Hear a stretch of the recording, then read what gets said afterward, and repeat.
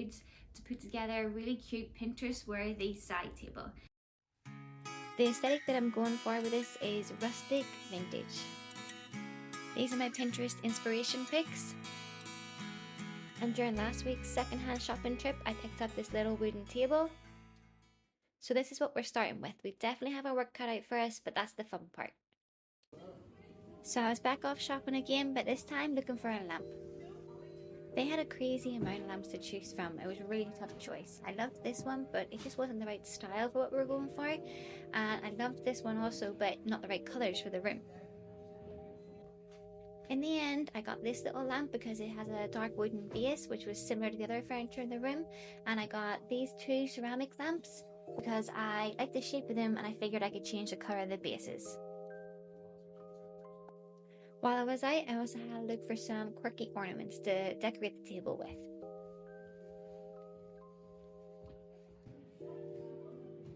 I picked up some hardback books because I knew for sure I wanted to have some books stacked up on the table. And I wanted to have a vase as well, but I just wasn't sure what type. So I ended up with a few vases, a few lamps, and some quirky knickknacks. So it was back to the ranch to put everything together.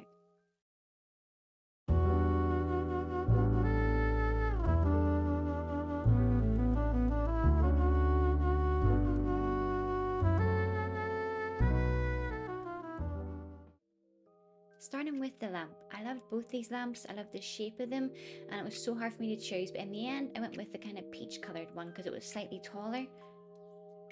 But peach was not the colour I was looking for.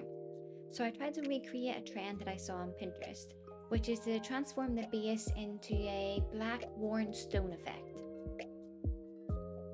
You're meant to use baking soda, but I didn't have any. All I had was bicarbonate soda, but it still worked fine. Mix your powder with some Mod Podge, and then you can use a brush or a sponge to dab it all over the lamp base. Once it's dry, you'll have a stone texture. And then I sprayed the lamp with some matte black spray paint. And then, according to the Pinterest videos, you take some damp soil and you rub it all over. At first I wasn't really getting much of an effect, but after I did 2 or 3 layers and let it dry in between, you could see more of a texture coming out. Onto the little wooden table. I actually really liked the colour of the table, but there was a lot of chips and scrapes in the wood. And because it wasn't solid wood, it was MDF. Sanding and restaining wouldn't have worked. The finish would have never ended up the same. So instead I opted to give it a rough sand and paint it. Because this is a budget project, I used some leftover paint I had from another project. I think this lighter colour of paint will work well because the flooring in the room is quite dark already.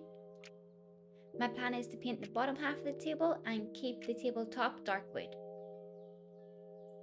I used a little foam roller to try and make sure that it was a smooth surface and you didn't see any paintbrush strokes.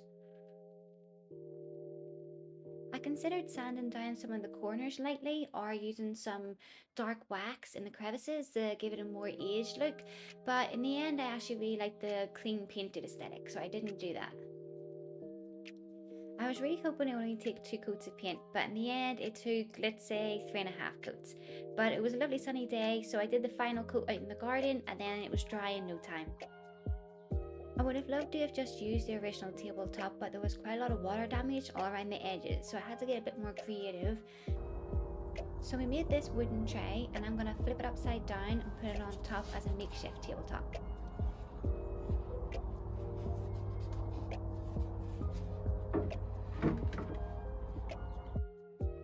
The light colour in this wood was actually really pretty and went nicely with the table base, but the rest of the furniture in this room was dark, so I needed the tabletop to match. So I got a little bit of dark wood stain and started layering it.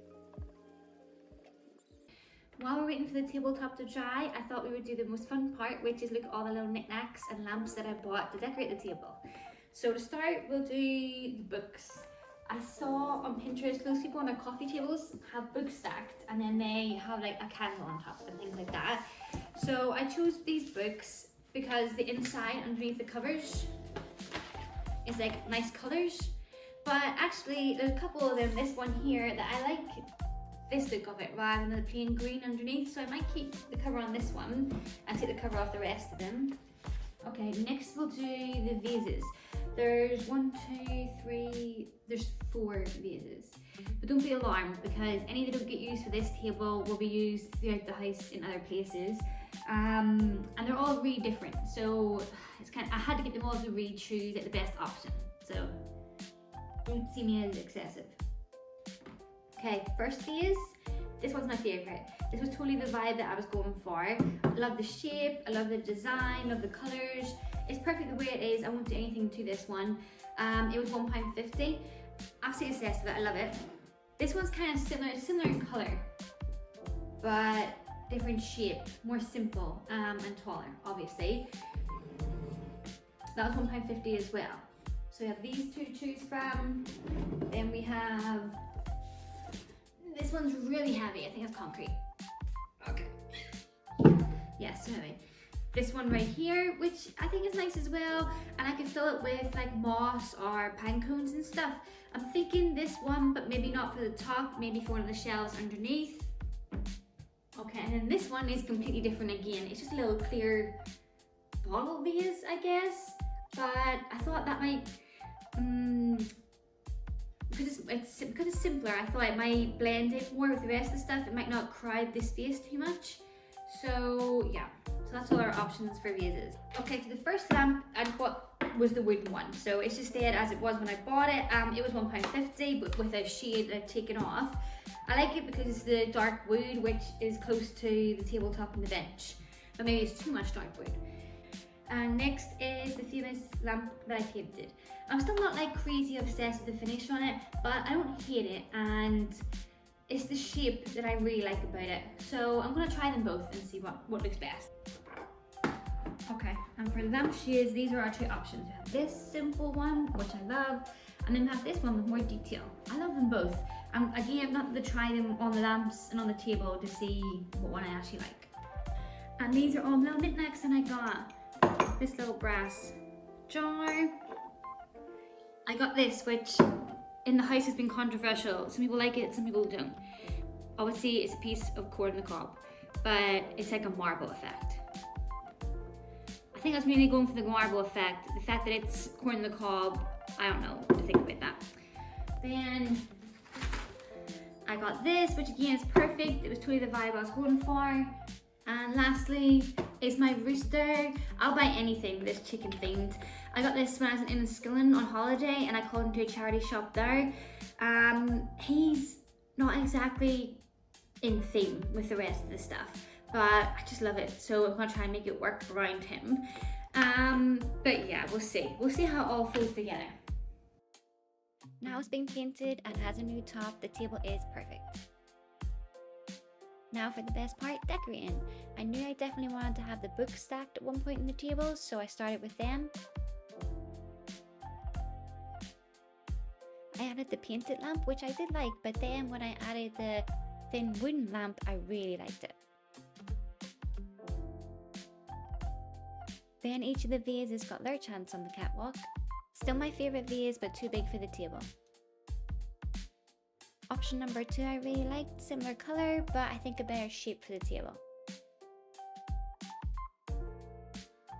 I like the little glass vase as well, but maybe too simple. I just think the ceramic white vases just set it off better. And then I desperately tried to add my rooster to the table, but it was just ruining the vibe, I think. But the little tiny stone vase, it worked perfectly. It took me a little bit of trial and error decorating the shelves of the table, but in the end, this is what I settled up with, and I'm pretty happy. I think it's quite simple, but there's a lot going on the 3 different shelves of the table, so I think it works perfect. And then spontaneously, I added this wicker bag, but it's not really a bag. It's made of a really fine wood, and I'm pretty sure you're supposed to fill it with either blankets or logs of wood for your fire. I got it in the charity shop for £3.50. I wasn't sure how well it would go, but I thought I would give it a go because I like the black of it and the wicker handles. So I folded up some blankets and put them inside, and I think it goes really nicely. And this is the final result. I'm really over the moon with how it turned out. I wanted to add some character and some light to this long hallway, and I think we did just that.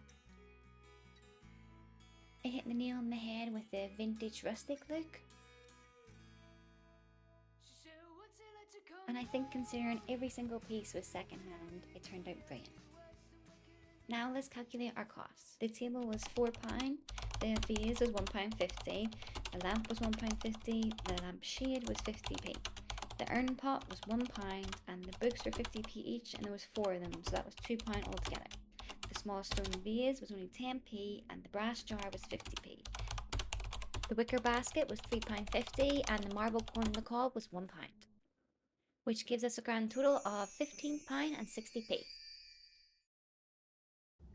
So that's mission complete. We did it. I'm really happy with the final result. I hope that this encourages you to also shop secondhand. And if you see something when you're out, know that if it's the wrong color or the wrong shape, that you can make it your own. And it doesn't have to look like a shop bought. It doesn't have to be what's trending right now. It just has to be what you like and what's within your budget. So I hope that you enjoyed the video, and I hope that it encourages you to also shop secondhand. Thanks for watching. Take care.